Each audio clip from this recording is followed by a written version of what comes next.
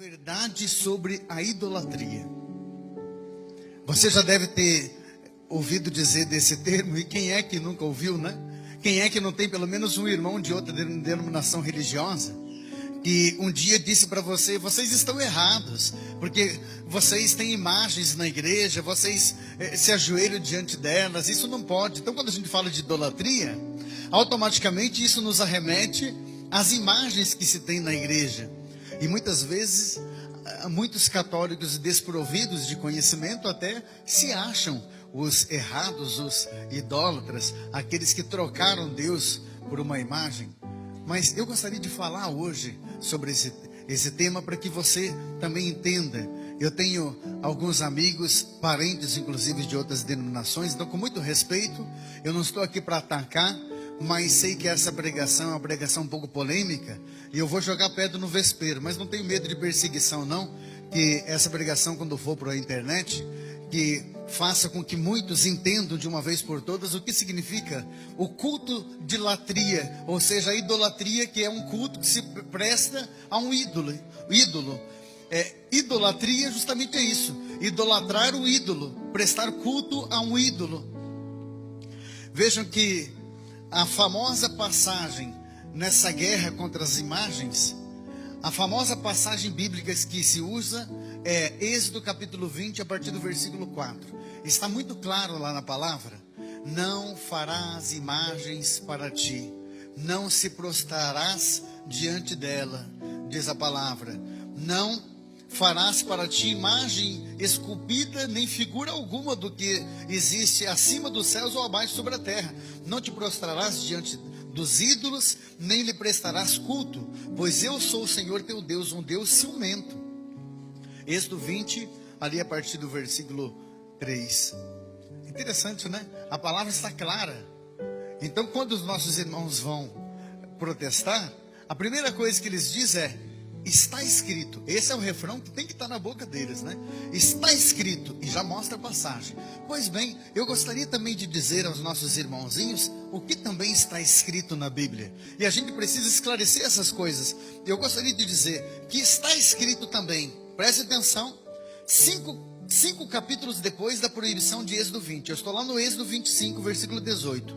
Farás para ti 2 querubins de ouro polido nas duas extremidades dos propiciatórios, um a cada lado, de modo que os querubins estejam nos 2 extremos do propiciatório. Ou seja, Deus aqui está dizendo: farás para ti imagens. Deus está mandando fazer imagem de querubins, ou seja, de anjos. Deus pede para que Moisés faça isso. E ainda, fazei uma serpente, coloca sobre uma haste. Aquele que for mordido, mas olhar para aquela serpente, ficará corado. Moisés então fez uma serpente de bronze e colocou-a sobre o poste. Número 21, versículo de 8 a 9. Olha Deus mandando aqui fazer imagens. Que tem mais uma, 1 Reis 6, 23, diz a palavra: fez no santuário 2 querubins de pau de oliveira. Salomão pô-los no fundo do templo, no santuário, e tinham asas estendidas, de sorte que uma asa do primeiro tocava na parede, e uma asa do segundo tocava a outra parede, enquanto as 2 asas se encontravam no meio do santuário. 1 Reis 6, 23 e 27. E a proibição? E a famosa proibição de imagens? Como que fica? Aí uma pergunta: é Deus que está se contradizendo? É Deus que não sabe o que quer? Uma hora proíbe imagem, depois manda fazer? É Deus que não sabe o que quer? Deus me perdoe dizer isso, porque eu estou sendo bem irônico. Ou são os nossos irmãos que não entenderam sobre proibição de imagens, os nossos irmãos que não entenderam sobre idolatria? Cabe a você pedir para o Espírito Santo para que te dê a resposta. Porque quando a gente fala de cultuar um ídolo, a gente precisa lembrar de uma coisa.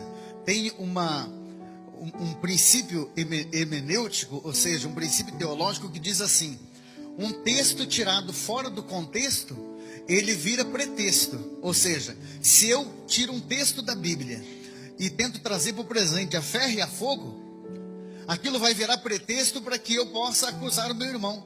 Eu posso acusar você do que eu quiser, usando textos bíblicos, desde que eu queira adequar aquele texto para fazer a minha vontade. A gente precisa entender o contexto. E qual é o contexto? Como era a cultura dos povos do Antigo Testamento? Presta atenção. Os povos do Antigo Testamento tinham uma cultura de adorar deuses falsos. Alguém aqui já ouviu dizer de alguma imagem esculpida e adorada no Antigo Testamento? Quem já ouviu falar aqui em Êxodo 35, versículo 4, do bezerro de ouro que aquele povo fez lá no deserto e se prostraram diante da imagem, dizendo: eis o nosso Deus, o qual nos tirou do Egito. Quando Deus proíbe fazer imagem, Deus não quer que aquele povo, ao olhar para a imagem, entenda que é a imagem que os curava, é a imagem que os libertava, era a imagem, o Deus deles. Deus não queria que o povo pensasse assim. Deus sabia muito bem para quem é que ele estava proibindo imagens. Por isso Deus diz: não farás imagens, porque Deus sabia muito bem da cultura dos povos vizinhos de Israel. Os povos vizinhos de Israel adoravam vários deuses. O Deus dos cananeus, o Deus Baal. Veja 1 Reis 18, a partir do versículo 20. O Deus Baal, que aquele povo se retalhava em faca diante de uma imagem, diante de um holocausto que Elias mandou preparar. Isso é substituir um Deus verdadeiro por um ídolo. Isso sim é idolatria. Agora, tirar um texto lá da Bíblia para dizer que nós católicos somos idólatras, eu acho que é forçar demais a barra, né? Sabe, gente, Deus conhecia muito bem aquele povo, e Deus sabia muito bem o que aquele povo era capaz de fazer. Por isso Deus diz: não farás para ti imagem alguma. E depois Deus manda fazer imagem, porque Deus sabia muito bem, quando ele fala com Moisés para fazer imagem, quando Deus pede para que homens de fé como Salomão, quando pede para eles fazerem imagens, Deus sabe que está falando com pessoas de fé. Quem tem uma convicção religiosa não vai jamais olhar para uma imagem e achar que uma imagem é Deus. Repare que nós estamos aqui na Santa Missa há um bom tempo. Eu não vi ninguém vindo aqui diante da imagem da Sagrada Família e estar aqui beijando, chorando, se ajoelhando. A gente poderia muito bem fazer isso se a gente criasse um clima de oração, mas a imagem seria referência a Deus verdadeiro, não a imagem como ídolo. Se cair essa imagem e quebrar a imagem, o que nós vamos fazer? Vamos comprar outra. Vamos comprar outra. Ninguém vai dizer: meu Deus, o nosso Deus quebrou a imagem. Não. Ei, ninguém faz isso. Muitos que chegaram a chutar imagens, quebrar imagens em igrejas, vocês viram em rede nacional, irmãos nossos de outras denominação religiosa que chutaram a imagem de Nossa Senhora Aparecida. Por que isso nos afronta? É como se você pegasse uma imagem da tua mãezinha, por exemplo, já falecida talvez, e começasse a chorar olhando para aquela imagem, e eu pegasse aquele papel e começasse a rasgar, pisar em cima, dizendo: você é um idólatra, está chorando por um papel. Você vai dizer: não, eu não estou chorando por um papel, eu estou chorando por causa da minha mãe que faleceu. Ou talvez está com saudade de alguém, que você olha para aquela imagem, não é o papel, meu Deus do céu, mas é o que aquela imagem representa. E é claro que se alguém fizesse isso, afrontando você, rasgando uma imagem de alguém que você ama, você iria ficar muito, muito triste, muito frustrado, muito irado com isso, porque nós temos a consciência, as imagens sagradas nos arremetem a Deus, nunca substitui Deus, elas nunca podem servir de ídolos para cada um de nós. Mas eu vou ser um pouquinho mais profundo, porque o catecismo da Igreja Católica, presta atenção o que diz o catecismo. A idolatria verdadeira, lá no número 2113 da nossa igreja, a idolatria verdadeira não diz respeito apenas aos falsos cultos do paganismo. Está dizendo desses cultos dos deuses pagãos que eu disse para vocês. Continua a ser uma tentação constante para a fé. Ela consiste em divinizar aquilo que não é Deus. Olha aqui para mim, consiste em divinizar aquilo que não é Deus. A idolatria é desde o momento em que o homem honra e reverencia uma criatura em lugar de Deus, quer se trate de deuses ou de demônios, por exemplo, o satanismo, do poder, do prazer, da raça, dos antepassados, do Estado e, sobretudo, do dinheiro. Aí, uma citação bíblica que o catecismo faz de Mateus 6,24. Vós não podeis servir a Deus e ao dinheiro. Vós não podeis. Engraçado que quando se fala de idolatria, os nossos irmãos não interpretam idolatria como com essa passagem de Mateus capítulo 6, não podeis servir a Deus e ao dinheiro. Deus não gosta de miséria nem de pobreza, mas a teologia da prosperidade muitas vezes afronta a palavra de Deus, porque o foco passa a não ser mais a vida eterna. O foco passa a ser a autorrealização. O importante é ser feliz. A gente encontra placas em frente de igreja dizendo: pare de sofrer. Não se fala dessa idolatria. Não se fala disso. Aliás, não se pode ter nem imagens, né? Na igreja católica, imagem é idolatria. Não se pode ter imagem. Mas tem igrejas aí que tem a pombinha, tem outras que tem uma cruz, tem outras que tem uma imagem do pastor bem grande na fachada lá na frente. Se eles podem colocar a imagem do fundador deles lá na frente da igreja, nós não podemos colocar a imagem do nosso fundador? Está lá no capítulo 16 de São Mateus, quando o próprio Jesus diz para Pedro: tu és Pedro, e sobre essa pedra edifica a minha igreja. O nosso fundador é Jesus. Se nós não podemos usar a imagem de Jesus, o que nós podemos? Então é interessante, né, gente?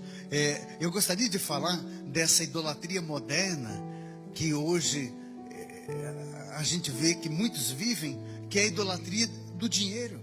E muitas vezes as pessoas não percebem quando estão emaranhadas nisso, né? Esse amor ao dinheiro. Em 1 Coríntios, a palavra faz, 1 Coríntios 6, 9, a palavra faz um relato de várias coisas que a gente pode substituir por Deus. E uma delas é a embriaguez, a avareza. Tem tantas coisas. Se você for pegar Gálatas, ali no capítulo 5, fala dos dons do Espírito Santo, das obras da carne, mas das obras do Espírito. E a gente vê aqueles que vão herdar, aqueles que não vão. Tudo aquilo que, preste atenção no que eu vou dizer, tudo aquilo que substitui Deus é idolatria. Tudo que substitui Deus por alguma coisa, né? Tem gente que substitui Deus por um bem material. Eu tenho certeza que você, filho, você não faria jamais uma adoração a um bezerro de ouro, né? Que eu acho que você já é bem inteligente para isso. Você já tem uma cultura elevada. Você trocaria Deus por um bezerro de ouro? Agora, talvez o bezerro de ouro não. Mas será que você já não está substituindo Deus por aquele carro que vale ouro para você? Por aquela casa que vale ouro? Aquele trabalho que parece que vale ouro? Hein? Talvez até aquele Rolex de ouro. O ouro significa o dinheiro, né? Eu vou dizer aqui de algumas situações de idolatria prática que a gente percebe. Homens que tratam melhor o carro do que a esposa, né? Todo final de semana ele está lá, ele lava aquele carro, gente, ele encera. Ele passa aquele pretinho no pneu, ele vai de longe, fica olhando. Agora a mulher às vezes cortou o cabelo diferente, comprou um vestido novo, ele passou por ela, nem percebeu. Sabe, gente? Gente que diz assim: fala de quem você quiser, mas não fala da minha mãe. Eu costumo dizer isso aqui. A teologia diz que não basta você dizer que ama, você precisa investir naquilo que você ama, né? O amor é o resultado do reconhecimento mais o investimento. Essa frase não pode sair da nossa cabeça. Reconhecimento mais investimento. Se eu só reconheço que aquela pessoa é importante, mas não invisto, não tem amor verdadeiro. Se eu só reconheço que aquela pessoa é importante, que aquilo é importante, mas não invisto. Quanto que você tem investido por mês na sua casa? Quanto que você tem investido por mês no seu carro? E quanto que você tem investido por mês na sua família, filho? Na nossa escala de valores, presta atenção que eu vou encerrando aqui. Na nossa escala de valores, a gente precisa entender o que é mais e o que é menos importante. Senão a gente não coloca as coisas de Deus em primeiro lugar. O que vem em primeiro lugar de tudo? O primeiro mandamento da lei de Deus, né? Amar a Deus sobre todas as coisas. Depois, o que vem em segundo lugar? O nosso próximo como a nós mesmos. Jesus resumiu todas as leis nessa. E o teu próximo, quem que é? Ah, padre, o meu próximo é aquele carrão que está lá. Não. O teu próximo, filho, o teu maior patrimônio é a tua família. É as pessoas que você ama. Que eu vou dizer uma coisa para você. O dia que Deus o livre der perda total naquele carro, você vai passar alguns meses, você se conforma. Mas o dia que você perder essa pessoa que está do teu lado, essa pessoa que você ama, vai demorar, viu, para você se reestruturar na vida de novo. Porque tem gente que não sabe nem viver sem as pessoas que amam. Mas Satanás é tão astuto que Satanás quer que a gente substitua aquilo que é mais importante por aquilo que é menos importante. É por isso que tem gente que não ama Deus sobre todas as coisas, não ama o próximo como a ele mesmo. A escala de valores está totalmente virada, né? Está tudo fora do lugar aí. Faça o sinal da cruz aí e diga assim: livrai-me, Senhor, da idolatria. Livrai-nos, Senhor, da idolatria. Porque eu preciso te amar sobre todas as coisas. Porque eu preciso te amar sobre todas as coisas. Deus cuida, Deus protege. É Ele sobre todas as coisas, filho. Não troca nada por Deus. Tem gente mendigando o amor dos outros aí. Tem gente dizendo que quer se matar por causa dos outros. Quem se mata por causa de alguém, se matou por causa da idolatria. Porque idolatrou alguém. Sabe quem é que você precisa para ser feliz? Deus. Só Deus. Você não precisa de ninguém.